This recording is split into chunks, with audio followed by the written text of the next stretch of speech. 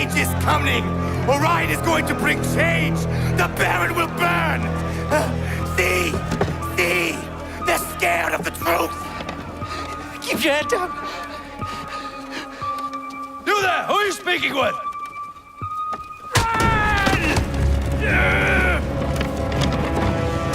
Stop!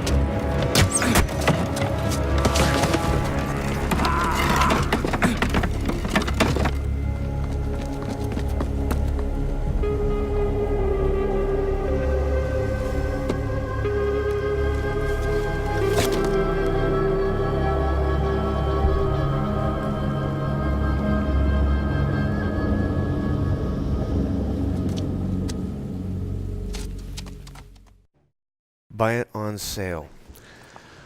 This show is to show you games that I feel are best purchased when you find them on sale. A lot of titles get a lot of hype, and it's not that they are bad games, that they don't have any kind of replay value to them. It's actually just the opposite. These games have tremendous replay value to them, and each one of them have games that come before them. So there are older Thief games that go back to the 90s. And what I like about this game is it's a stealth-based game. You sneak around and you steal things, and then you use the things that you steal to buy things from a fence. So you find your fence, and then you can buy your upgrades accordingly to your level. Stock up as often as you can. Environment's also interactive. You can distract guards or whoever's around so that they look opposite of where you are, and you can continue to sneak on and progress through the level. You will lockpick your way into certain buildings or certain lock boxes to find the treasure inside of it, and sometimes you might find a guard waiting on you, like I did here, in which case you will retreat and run away, making sure that you get away. And the longer that you hide, eventually the guards will give up on you. They just assume that you left. And this is very true to the classic Thief games. The one that I played the most was called Thief Deadly Shadows, which came out on the Xbox. Well, it was a PC game before that, but there was a release on the Xbox, and I loved that game. I thought that game was, I don't know, just very, it was so new at the time, you know. Games like Skyrim didn't exist, and I feel like the developers of Skyrim were using this game somewhat as a inspiration to help create Skyrim. Sort of the grandfather of Skyrim, if you will. And of course, what would a stealth game be without being able to sneak up behind somebody and clobber them over their goddamn head? Now the next game I think you should pick up when it goes on sale is Transfusion. Transfusion is a game that is still in early development, although it is claimed out, I think, that they're saying it's a finished product.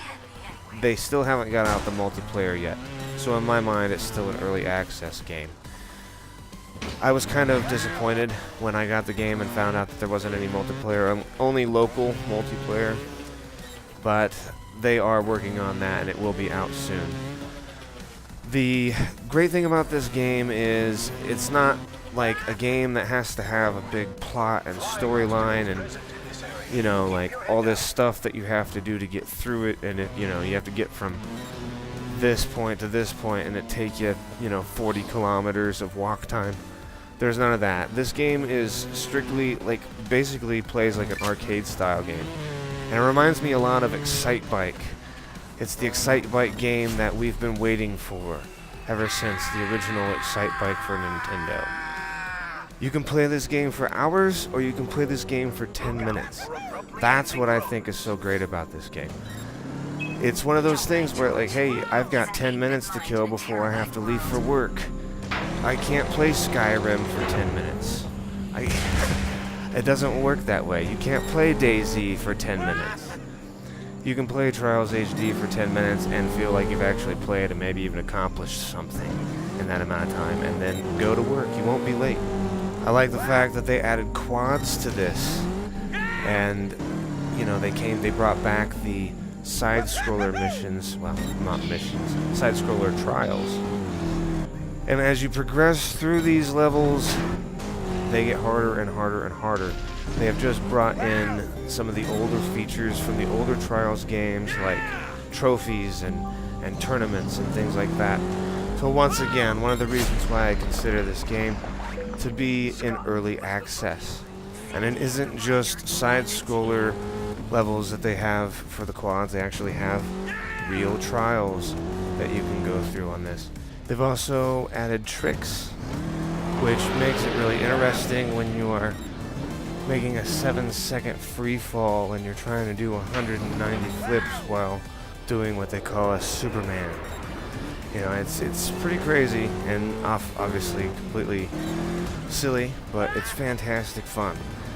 And I recommend picking this game up and picking up any of the Trials games. I guess there are 3: Trials HD, Trials Evolution, and Trials Fusion.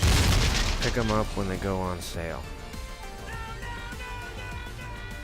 And the next game I wanted to show you to pick up is Batman Arkham Origins. This is a beat-em-up game with a great storyline. This game is obviously meant for Batman fans. There are a lot of things in this game that if you're not a Batman fan, it's not that you can't enjoy them, it's just that you wouldn't notice some of the little Easter eggs and things like that they have in the game. So you basically make your way through Gotham, tracking a new criminal. Now keep in mind this is Arkham Origins, meaning that this takes place before the other 2 games. So a lot of villains that we know of and love don't quite exist yet in this game, or are just becoming to exist. The story in this so far is really, really good. And I like the new things that they've added, such as when you are in detective mode at a crime scene, you can actually replay the crime scene and gather evidence from that, which is that's totally new. That's not in either of the other 2 games.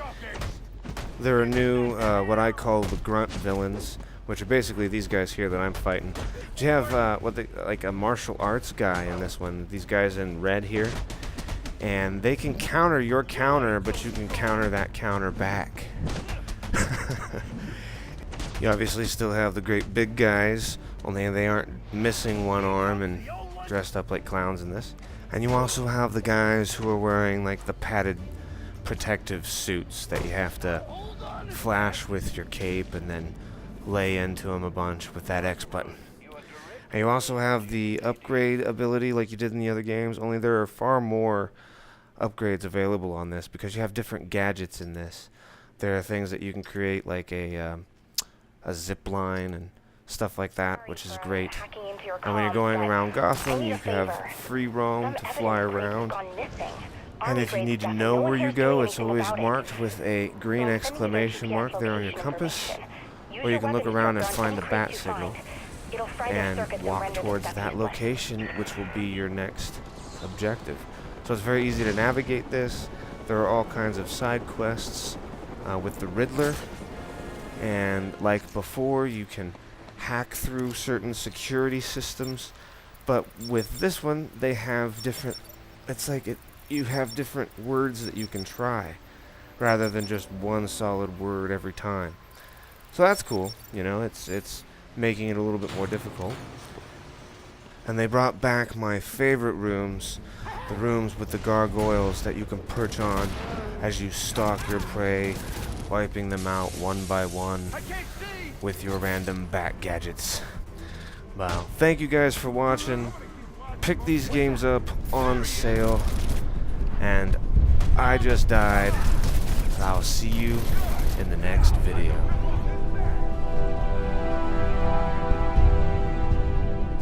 Oh, I'm sorry. Did I kill your friend? Whoops! My bad!